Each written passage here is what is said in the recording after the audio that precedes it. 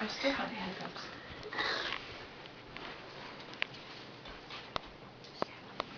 Hello. Does anyone know what is considered to be the 5th largest organized religion in the United States? The answer is Wicca. Wicca is believed to have roughly 800,000 members, and the number is growing. Because of this, I believe that everyone should know the basics about what Wicca is, so to avoid some common misconceptions that the media has put forth. I will be teaching you today because I have been practicing and studying Wicca for the past 8 years. I will be teaching you about its basic beliefs, where it came from, and its sabbats, or holidays.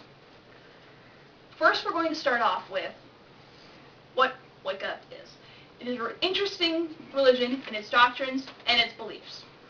Wicca has no formal writings. It does not have a Bible like Christianity. It does not have a Quran like Islam. However, we do have some guidance. We do have books that are written by other members of our church and published for us to read and learn, such as Scott Cunningham's Guide for Solitary Practitioners. More books are available out there by an array of authors. Wicca's main rule is harm none and do what ye will.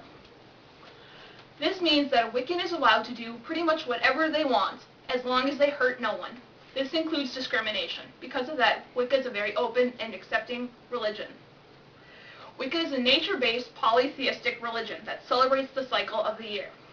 Many Wiccans plant and use their own herbs and crops in their rituals, spells, and ceremonies.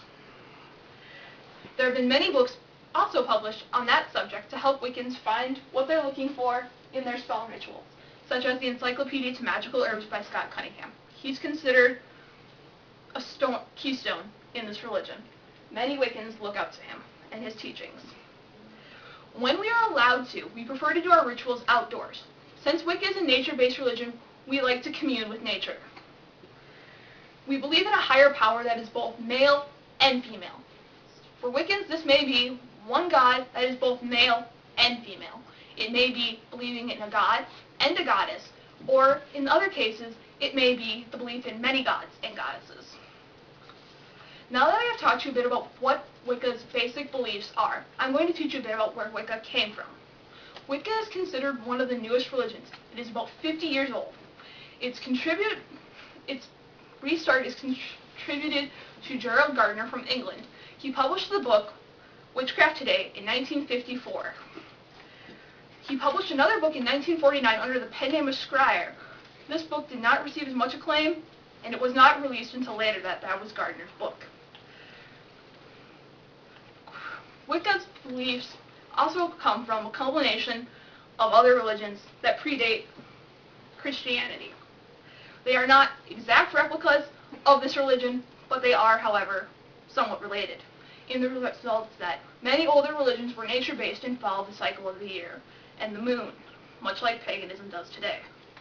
We also believe in many gods and goddesses, which is another keystone of older religions, such as the ones that the Greeks and the Jews and the Romans followed. Now that I've taught you a bit about its history, we're going to move on to the sabbats. I believe the sabbats are important because they are our holy days. We follow the cycle of the year. The major sabbats are highlighted in orange on this diagram. The minor are in green. We'll start with the Wiccan New Year, the most important day of the year, Samhain. This takes place around November 1st. It is the Feast of the Dead, and it is our New Year. It is the most important day for us. We make our resolutions. The next major one is Imbolc. It is the beginning of spring, and it centers around light coming back to the earth. This takes place in the beginning of February. Beltane is next. It happens around May 1st. It is my favorite holiday. It centers around fire. There are large celebrations in Ireland for this holiday where thousands of Wiccans from all around the world come. The next one is Lunsa, which is also called Lammas. It is the start of autumn. This is where we harvest our crops that we have planted for the coming year. Next, we'll talk about the minor sabbats. They are Yule, which takes place in December. Christianity would call this Christmas. We celebrate it in much the same way. Next is Ostara, which is actually much like Christianity's Easter. It happens on March 20th this year. Next is Litha. Litha takes place towards the end of June.